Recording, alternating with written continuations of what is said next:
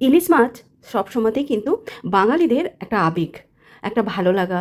ইলিশ মাছ হয়েছে মানে সেদিনের খাবারটা বেশ ভালোই জমবে। সর্ষে ইলিশ, ইলিশের ঝোল, ইলিশ ভাপা, বেগুন দিয়ে ইলিশ, কত রকমই আমরা রান্না করি। আবার ইলিশের পোলাওটাও কিন্তু বেশ ভালো লাগে। তবে কার কী প্রিপারেশনে ইলিশ মাছটা বেশি ভালো লাগে সেটা কিন্তু কমেন্ট বক্সে জানিও। আবার ইলিশ মাছ ভাজাটাও বেশ ভালো লাগে, একটু কড়া করে ভাজা। তো আজকে আমি বানাচ্ছি ইলিশের একটা রান্না। নর্মাল রান্না, সবাই জানে। তবে দেখতেও ভালো লাগে, খেতেও ভালো লাগে। প্রথমে ইলিশের ওপরে একটু নুন হলুদ মাখিয়ে নিয়ে আমি তেলের মধ্যে দিয়ে দিচ্ছি। তেল গরম করে নিচ্ছি, সর্ষের তেল অবশ্যই। তেলটাকে গরম করে মাছগুলোকে না আমি একটু কড়া করে ভেজে রান্না করব। কাঁচা কাঁচা মানে কম ভেজে রান্নাটাও ভালো লাগে, কিন্তু কড়া করে ভেজে রান্নাটাও বেশি ভালো লাগে।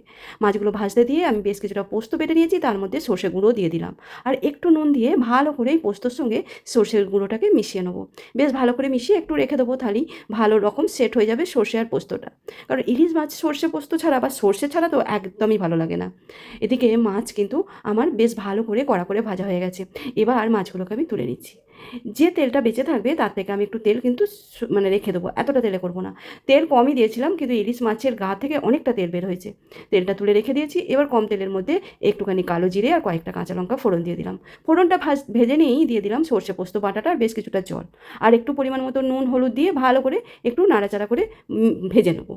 সর্ষে পোস্তটা ভালো করে ভাজা হয়ে গেলে আমি এর মধ্যে আবারও একটুখানি জল দিয়ে দেবো। খুব বেশ ভালো করে কিন্তু মিশিয়ে নিয়েছি। আবার একটু জল দিয়ে দিলাম।